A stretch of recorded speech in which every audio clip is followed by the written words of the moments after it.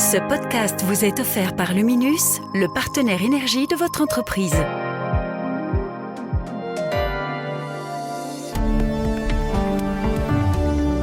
Bienvenue à Z sur 7, votre Z podcast quotidien. Aujourd'hui, nous sommes le 15 juin et nous avons un tout nouvel épisode avec l'invité du Trendstalk pour vous, Yvan Verhoekstraat, président des engagés et député européen. On a besoin à tous les niveaux, chacun à son niveau, chacun à sa manière, d'hommes et de femmes qui s'engagent. Au programme aujourd'hui, un coup de projecteur sur la Belgique, ses défis budgétaires, son climat politique et un regard plus large sur l'Europe. Pour en parler, Olivier Mouton reçoit un invité qui connaît bien ces enjeux. Yvan Verhoekstraat, ancien fondateur de Medi-Market, élu député européen en 2024, il a aussi été nommé manager de l'année par Trends. Un parcours qui illustre parfaitement le pont entre économie, politique et engagement européen. Z sur 7, l'invité du Trendstalk. Une personnalité de premier plan se confie en profondeur sur ce qui a fait son actualité.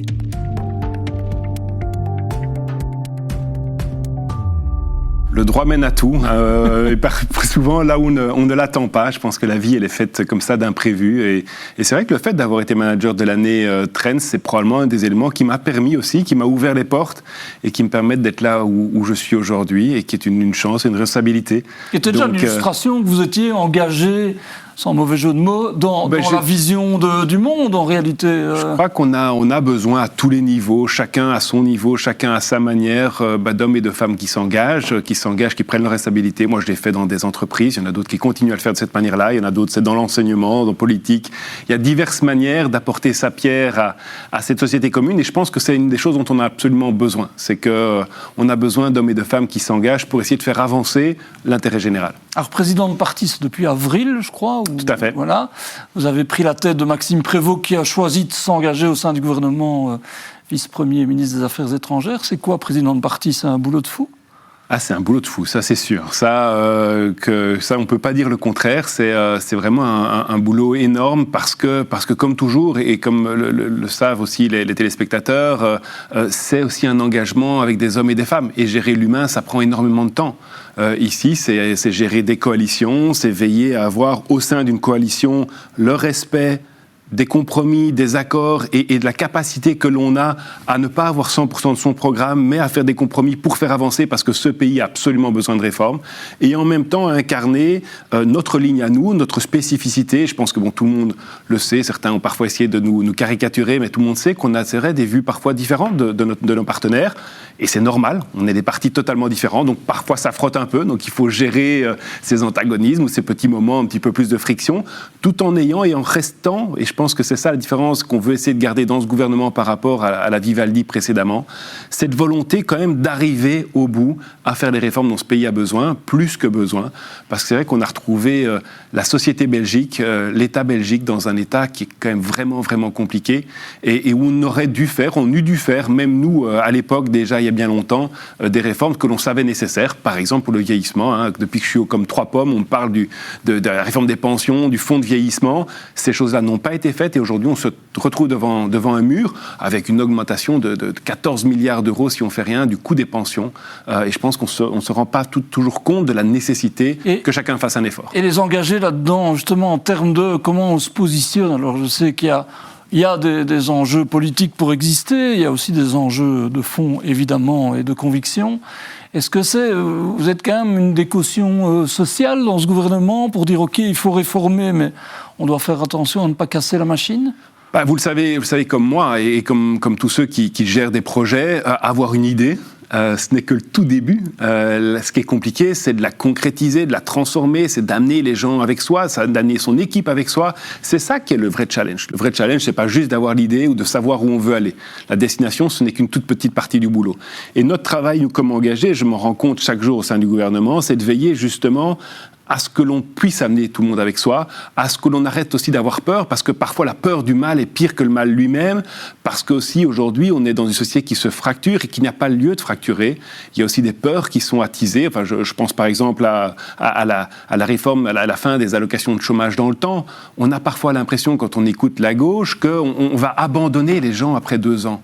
Mais soyons clairs, notre volonté, c'est que les CPS soient suffisamment, et c'est d'une priorité, et on va continuer à se battre pour ça, c'est important, suffisamment dotés pour qu'on puisse avoir un accompagnement meilleur, avec une dotation pour chaque fois un projet individuel, quand le chômage n'a pas réussi à remettre les gens sur une trajectoire positive d'emploi. C'est ça l'objectif, c'est que les gens trouvent un emploi, puissent avoir leur rôle et jouer leur rôle dans cette société. Si ça a été un échec au chômage, qu'il puisse y avoir un accompagnement individualisé au niveau des CPS, mais aussi avec des moyens financiers nécessaires. Donc quelqu'un qui perd ses allocations de chômage ne se retrouve pas du jour au lendemain sans rien. Il va avoir d'ailleurs quasiment la même chose au niveau du CPS, sauf s'il a d'autres revenus ou s'il a des biens immobiliers ou autres. Mais sinon, on n'est pas là pour abandonner les gens. Et non, donc, en même temps, on est là pour réinsérer les gens, pour les réintroduire dans le marché du travail, créer de la richesse. On est là pour leur proposer un job, pour les responsabiliser, pour les accompagner le plus tôt possible, pour veiller à ce que chacun, parce que ce n'est pas social de laisser quelqu'un s'enfermer ou être enfermé dans une dynamique qui est une dynamique d'allocataire. Aujourd'hui, nous avons besoin d'hommes et de femmes qui trouvent leur place dans cette société et c'est à ça qu'on va les accompagner. C'est aussi pour ça, on n'en parle jamais, on n'entend pas l'opposition évidemment parler de ça, c'est aussi pour ça qu'on augmente les allocations de chômage les premiers mois. Mais c'est pas rien, c'est entre 150 et 450 € en plus pendant les premiers mois. Pour encourager en premier temps et puis après... Exactement, parce que vous le savez, notre objectif comme société, c'est évidemment que ceux et celles qui ont un accident de la vie, et ça peut arriver à tout le monde, mais c'est qu'on les mette dans les meilleures conditions possibles pour qu'ils puissent rebondir le plus tôt possible. C'est le plus important pour la personne, et c'est le plus important pour la société. Parce qu'évidemment, si on rajoute du choc au choc et qu'on enterre les gens, eh bien, in fine, c'est catastrophique humainement, mais c'est catastrophique aussi socialement. Et donc notre responsabilité, c'est celle-là. C'est pour ça qu'on s'est battu pour le droit au rebond, la possibilité donc de pouvoir se réorienter une fois dans sa carrière. C'est pour ça qu'on se bat pour des allocations de chômage plus élevées au départ. C'est pour ça qu'on se bat pour avoir un financement correct des CPS, pour accompagner les gens et veiller aussi à ce qu'avec le revenu d'insertion, ils puissent continuer à assurer le minimum. En même temps, l'impact sera particulièrement important pour la Belgique francophone, la Wallonie et Bruxelles. C'est quand même là que cette réforme-là, et la plupart des réformes qui sont initiées, vont avoir leur impact. Ça veut dire quoi ? Ça veut dire que c'est la révolution culturelle qui est là. Vous êtes aussi présent au gouvernement wallon, donc on est face à ça. Il y a vraiment un changement culturel à avoir en Belgique francophone. Il faut que les Belges francophones soient fiers d'eux-mêmes, soient fiers de nos capacités, qu'on soit sûr de nos capacités, qu'on soit là capable de nous assumer. Mais ce n'est pas pour autant qu'on doit être naïf, et c'est pour ça qu'avec les engagés, nous nous battons, et nous battrons très fort, là où pour d'autres, peut-être la taxe sur les plus-values est une condition pour faire la fin des allocations de chômage. Pour nous, il y a une vraie condition, c'est que les CPS soient correctement dotés. Sinon, ça sera d'une fédéralisation qui ne dit pas son nom, et nous n'accepterons pas ça comme les engagés.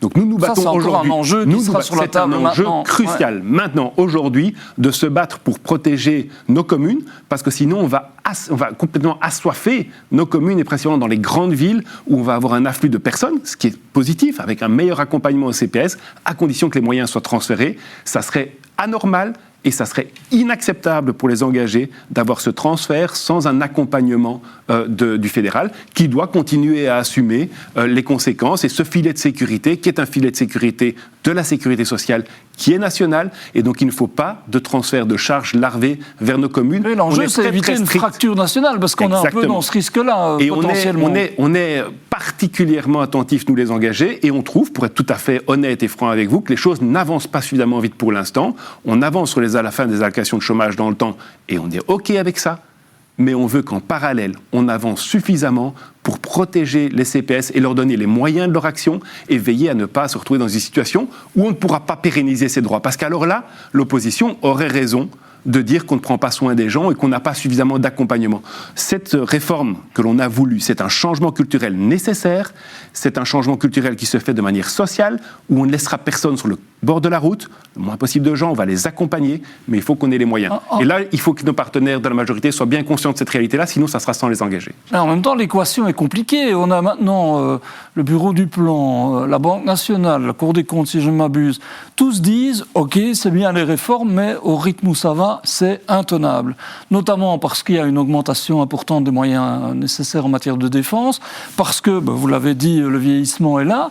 Alors c'est quoi ? Ça veut dire que c'est une équation extrêmement complexe et qu'il va falloir encore serrer des vis ça et là? C'est une équation qui est particulièrement complexe, où quelque part le retard pris, on est en train d'en payer les conséquences aujourd'hui, où on ne peut pas faire des réformes non plus vite que la musique. Vous savez comme moi que parfois vouloir trop qui trop embasse mal les trains, et que quelque part si on mettait trop de pression aujourd'hui sur la population, on risque d'avoir une fracture. Et nous, chez les engagés, on est particulièrement attentifs à ça. Parce que simplement vouloir des symboles, mais qui ne seraient pas suivis des faits, ça serait du dogmatisme de droite. On a refusé le dogmatisme de gauche, le dogmatisme vert, c'est pas pour en mettre un autre. Donc aujourd'hui, nous, ce qu'on veut, c'est des changements qui soient pérennes, qui soient réels. Et donc oui, il faudra encore des réformes, mais commençons déjà par réussir celles qui sont en cours. Et c'est pour ça qu'on veut se battre avec particulièrement de force à ce sujet-là. Alors, il y a un autre sujet chaud qui est sur la table du gouvernement, c'est la taxation des plus-values. Alors là aussi, là, c'est surtout vos Reut, mais enfin, je pense que vous aussi, vous êtes demandeur d'un effort des épaules les plus larges, hein, comme on a tendance à dire. Jusqu'où, qu'est-ce qui est acceptable ou pas? Vous savez, je pense qu'il faut à un moment donné, personne n'aime payer des taxes. Et donc le plus populiste, le plus populaire, c'est probablement de dire qu'on est contre toutes les taxes. À un moment donné, ce n'est pas correct, parce que c'est normal aussi. Moi, c'est aussi avec fierté, je pense qu'on peut aussi payer à la solidarité dont on a absolument besoin.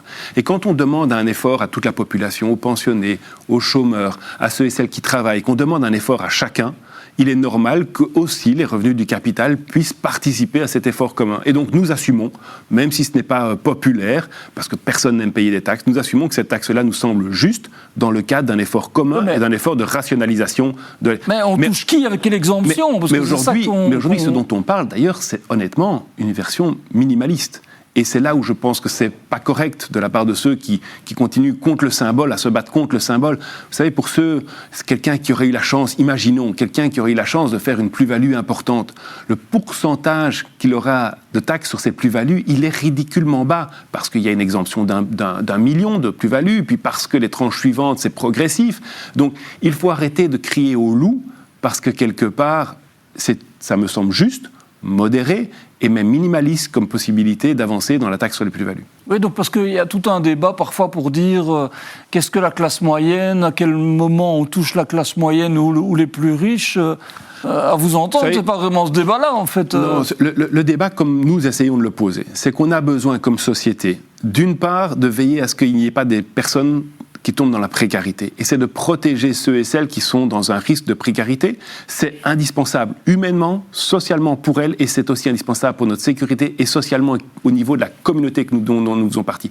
Il n'est pas acceptable aujourd'hui qu'on ait des gens qui tombent dans une grande précarité. À l'inverse, il faut veiller à ce que les gens les plus aisés, qui ont le plus de moyens, le plus de capacités, participent, apportent leur pierre, les 20% qui disposent du patrimoine net le plus élevé, participent aussi, n'éludent pas complètement l'impôt et la solidarité nécessaires. Parce qu'on sait qu'aujourd'hui, les capacités d'éluder l'impôt des personnes les plus aisées sont parfois les plus fortes aussi. Et donc, la classe moyenne, c'est celle qui est souvent comprise entre les deux, et sur qui, quelque part, le poids pèse trop, si on n'arrive pas à sortir suffisamment de gens, d'une part, de la précarité, et si on n'arrive pas à avoir suffisamment de solidarité de la part des 20% qui disposent du patrimoine net le plus important.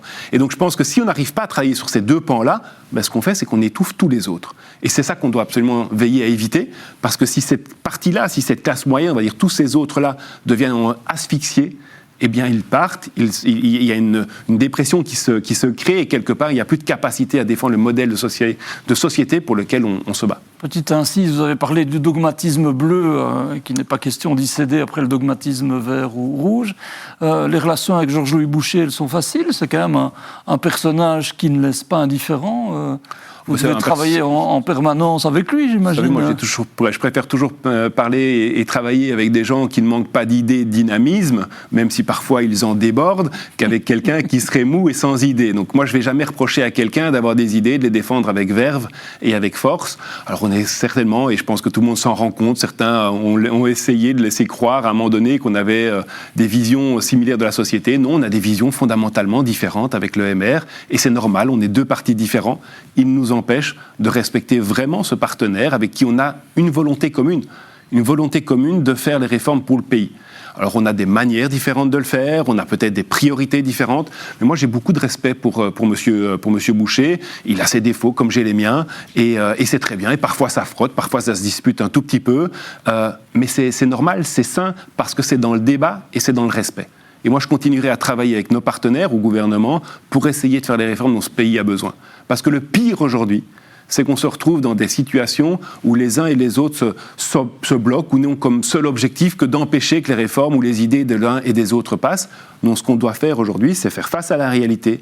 Et tous ceux qui regardent cette réalité de manière réaliste, objective, clairs et qui ont un discours honnête, savent qu'il faut faire des réformes et des transformations, et ça, on ne peut le faire qu'avec le MR aujourd'hui. Est-ce qu'il n'y a pas une petite part de vous qui est frustrée ? Vous avez quand même un grand engagement en matière de défis climatiques, c'est quelque chose dont vous avez beaucoup parlé, on parlera après de votre engagement européen qui est toujours bien présent, mais dans les majorités qui sont là, tant fédérales qu'en Wallonie, c'est pas l'accent qui prime le plus. Est-ce que ça, c'est un regret ? C'est une vraie frustration, et on pourrait peut-être faire un parallélisme, je l'ai jamais fait, mais un parallélisme avec le vieillissement de la population. On savait, depuis que je suis comme trois pommes, on me dit le vieillissement de la population, les amis, on l'avait anticipé, on le connaissait, on le savait, et on n'a pas agi.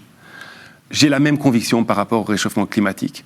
Aujourd'hui, ne pas agir par rapport au réchauffement climatique ou on voit bien dans la population que ces sujets-là sont moins importants, c'est une erreur. Je continue à le dire, c'est une erreur, on le payera un jour ou l'autre. On devra prendre du coup des réformes plus dures un jour ou l'autre, alors qu'on ferait mieux d'anticiper. C'est la réalité de la démocratie aujourd'hui. C'est une erreur, je continue à me battre pour et à le dénoncer et à agir. Oui, parce que quelque part, il n'y a pas énormément de levier dans les. C'est présent dans les programmes, hein, je ne dis pas le contraire. Mais c'est pas... Alors, à titre personnel, je continue à me battre et à choisir évidemment les combats. Vous savez, cette fameuse loi des 80-20 ou des 20-80, j'essaie de me battre sur les éléments qui me semblent être les plus essentiels pour justement anticiper les choses et préparer l'avenir. Et il y a une fenêtre, c'est principalement au niveau de l'énergie que j'ai focalisé pour ce sujet-là, mon attention et toutes les choses que je peux faire. Pourquoi ? Parce que les énergies, c'est 75% des émissions de CO2. Et que l'énergie, on peut le prendre dans un monde, une démocratie, où quelque part, les sujets climatiques ne sont plus vraiment à l'avant-scène. On peut le prendre par le biais de la compétitivité. Nous ne serons pas, en Europe, compétitifs aussi longtemps que nous devrons acheter notre énergie fossile ailleurs. Quand il y a 450 milliards d'euros qui quittent l'Europe chaque année, c'est un appauvrissement structurel de l'Europe, alors que les États-Unis exportent le pétrole, plus de 150 milliards d'euros. Donc c'est un appauvrissement. Et évidemment, ils nous le vendent à un prix supérieur à celui qu'ils utilisent chez eux, nos concurrents, ce qui est normal. Donc tant que nous n'aurons pas notre propre énergie, nous n'aurons pas non plus de compétitivité. De même, tant que nous n'aurons pas notre propre énergie, nous n'aurons pas de capacité de défense et d'autonomie. Vous savez, la guerre, c'est plus un siège, bien souvent, que simplement des chars sur la place de Bruxelles. Il y a plus de risques qu'on ait un siège énergétique. Et c'est pour ça qu'il faut absolument... Ou de cyberattaques, par exemple. Ou de cyberattaques qui nous feraient tomber quelque part notre système énergétique. On l'a vu ce qui s'est passé en Espagne. Alors, on ne sait pas si c'est une cyberattaque ou si c'est autre chose, mais on sait qu'un blackout, c'est 120 millions par heure. Donc sur une journée de blackout, c'est 3 milliards d'euros. 3 milliards d'euros, c'est la moitié du coût du chômage sur un an. Un jour de blackout, l'équivalent de 6 mois de chômage, de la totalité des allocations de chômage sur un an. Et on n'en parle presque pas.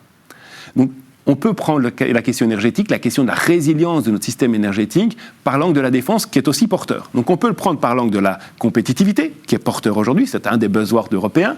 On peut le prendre par l'angle de la défense qui est un des sujets clés aujourd'hui et en haut de l'affiche et de l'actualité. Et ça nous permet de travailler sur notre propre énergie, propre au sens qu'on la produit nous-mêmes, propre au sens où, n'ayant pas d'énergie fossile, et sur le défi climatique, parce que c'est quand même ça... d'en faire une transition énergétique. En tout cas, de faire de la décarbonation qui est l'objectif majeur. Donc une énergie propre, donc décarbonée, ce qui est évidemment 75% des émissions de CO2, et donc qui nous fait avancer dans la bonne direction. Et donc, quelque part, j'essaie d'utiliser les deux fenêtres démocratique que l'on a aujourd'hui, parce que c'est ce qui parle à la population, pour continuer à défendre. Le troisième sujet, moi, qui me tient particulièrement à cœur, c'est justement cette transition écologique et énergétique. On a absolument besoin d'investir dans nos infrastructures. Donc ça, c'est un des moyens que j'ai, que ce soit au niveau européen. Là, je viens de terminer un rapport au niveau européen. Parce que j'allais dire, vous êtes resté député européen, en étant toujours président de parti, donc j'imagine que ça, il faut un peu concentrer son activité, notamment sur cette thématique-là. Voilà, exactement. Et donc c'est pour ça qu'au niveau européen, je me focalise beaucoup sur principalement deux sujets et où je suis un peu reconnu maintenant comme un expert, parce qu'on vient de faire un rapport maintenant, par exemple, sur la sécurité de notre approvisionnement énergétique, où on défend avec force, justement, important de continuer à faire la transition, mais aussi pour des raisons de défense, justement d'avoir une meilleure résilience de nos réseaux énergétiques, électriques en Europe, pour combattre les cyberattaques, pour veiller à ce que les petits inducteurs que l'on a dans les panneaux photovoltaïques ne puissent pas être commandés depuis la Chine, où avec un simple bouton on ferait sauter l'équivalent des 200 centrales nucléaires que l'on a en panneaux photovoltaïques aujourd'hui. Et donc tout ça, ce sont des vrais dangers sur lesquels on peut continuer à se battre et qui nous permettent aussi d'avancer dans cette transition. Le deuxième sujet sur lequel je travaille beaucoup, c'est tout ce qui est la question du recyclage. Parce que là aussi, on peut allier... Économie circulaire.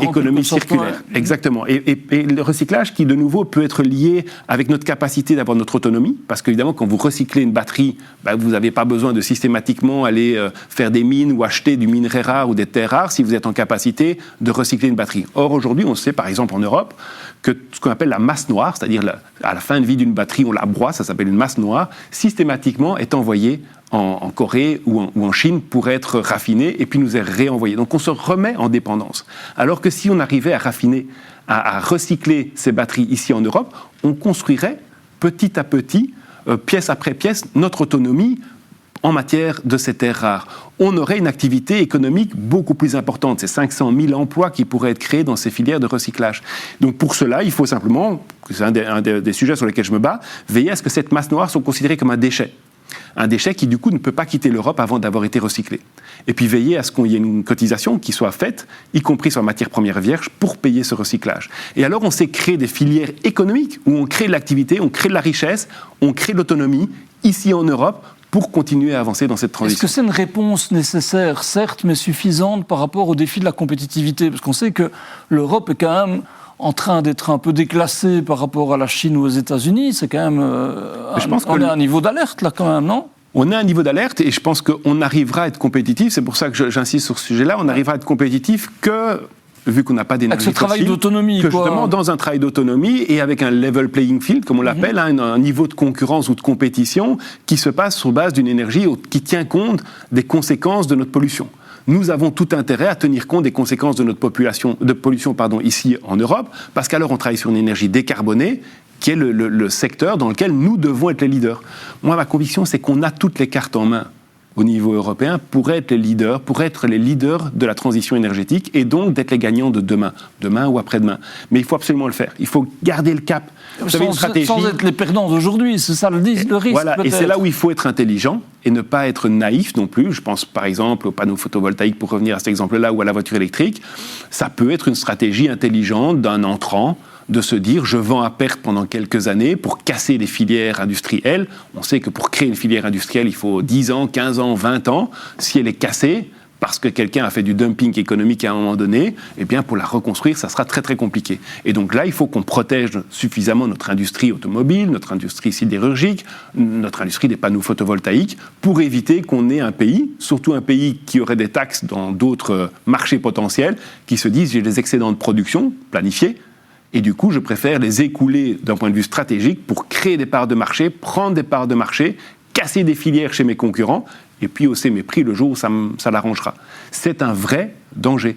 Et donc, on ne peut pas être naïf dans un libéralisme naïf. C'est dramatique, en fait. Il y a une partie des libéraux en Europe, ou qui, depuis 40 ans, des néolibéraux en Europe, qui, depuis 40 ans, nous font croire que la concurrence est magique et que tout va bien fonctionner. Non, c'est une stratégie intelligente de faire du dumping, de casser votre filière industrielle et puis après de se retrouver en quasi-monopole ou en duopole de la part d'une force étrangère. On doit se protéger par rapport à ça. C'est pour ça qu'on a des règles et c'est pour ça que ces règles doivent être respectées et doivent être appliquées.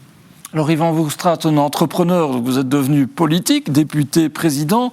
Et vous parlez aussi d'un autre défi régulièrement, c'est le défi démocratique. On a dans beaucoup de pays européens des montées populistes, extrémistes, etc. Certains sont au pouvoir, d'autres pourraient l'être. Est-ce que c'est une préoccupation pour vous et surtout comment on peut endiguer ça ?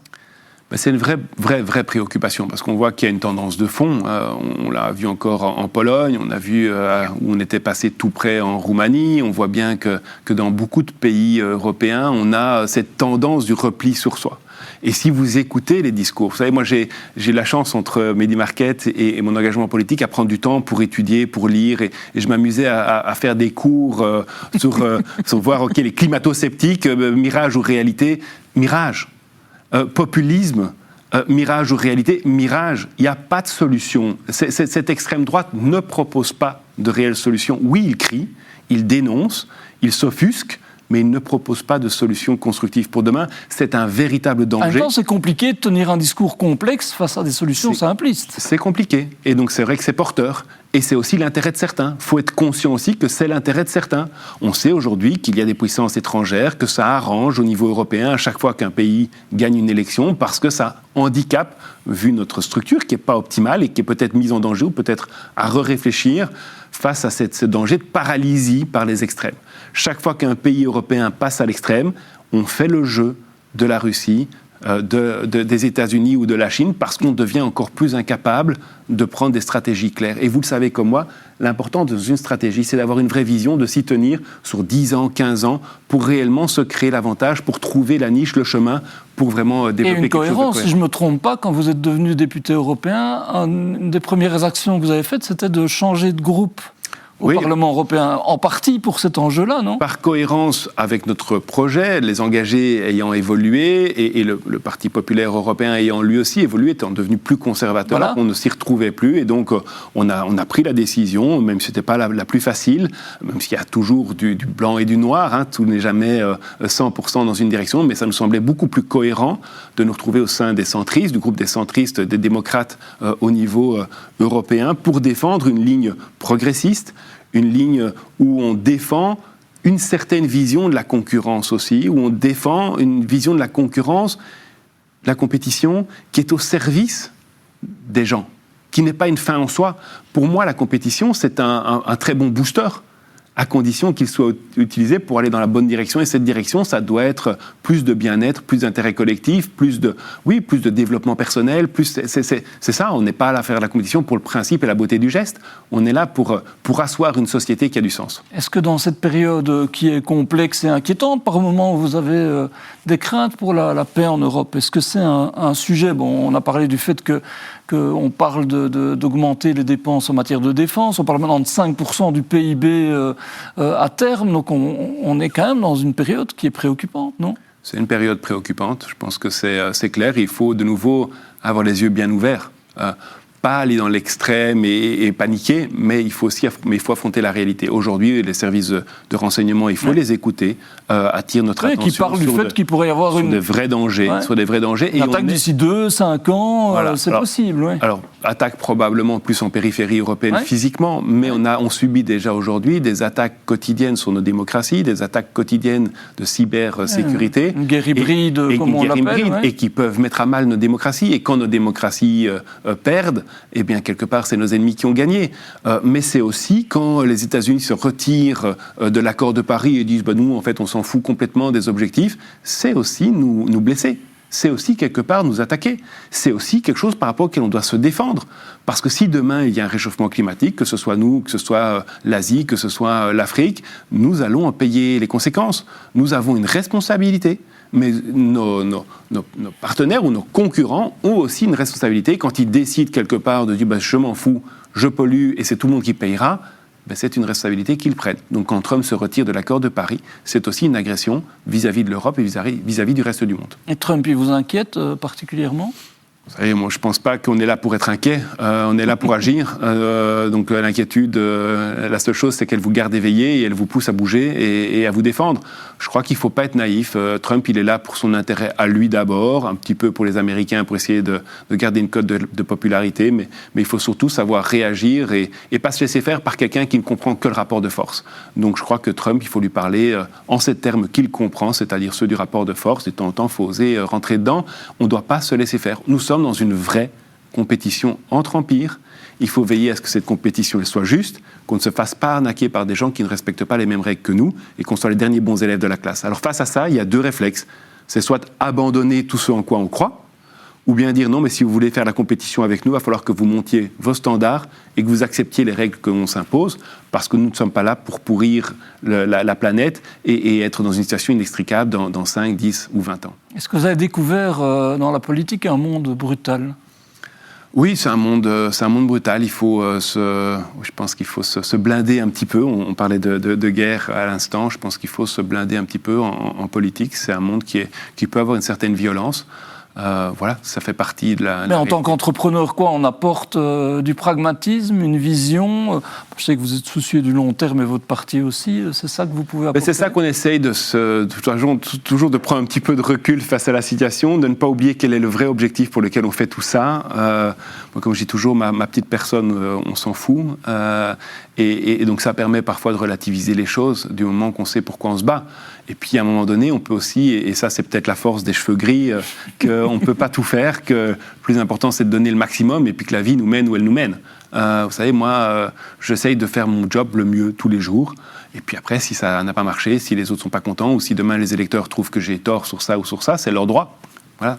Grand mieux leur face. Enfin, je veux dire, à un moment donné... Les engagés ont connu une belle progression. Maintenant, effectivement, vous allez sans doute être confronté à l'enjeu de la réalité. Il faut être cohérent. Et puis, si les gens ne sont pas en ligne sur cette ligne-là, peut-être qu'on fait... Alors, il faut faire le maximum, évidemment. Faire preuve de pédagogie. Il faut essayer d'expliquer. Il faut essayer de se... Enfin, voilà, la force de ces convictions. Rester ancré dans votre projet. Et rester passionné par ce projet-là et avoir qu'un seul objectif. Mais c'est vrai qu'on ne fait pas 100% de notre projet. On ne peut pas faire 100% de projet, mais la question est de se dire, moi, quand je me lève le matin, je ne me dis pas qu'est-ce que je vais devenir moi demain. Je dis, est-ce que mes idées ont pu avancer un peu ? Vous ne rêvez pas être Premier ministre en vous rasant. Non, je ne rêve pas d'être Premier ministre en me rasant, mais par contre, je me dis, comment est-ce que je vais faire pour que cette journée serve à quelque chose ? Et servir à quelque chose, ça veut dire faire avancer les projets pour lesquels je me bats. Sinon, je ne serais pas en politique, je ferais autre chose.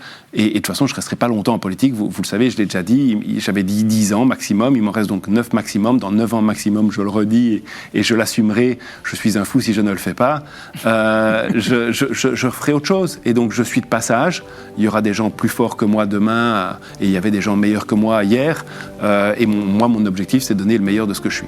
Un point clair, précis et complet sur la situation. Merci à tous et à toutes d'avoir suivi cet épisode du Z-Podcast. Demain, dans l'info à ne pas manquer, focus sur le bio à l'occasion de la semaine qui lui est consacrée, qui vient tout juste de se terminer. Nous vous souhaitons un bon dimanche. À demain.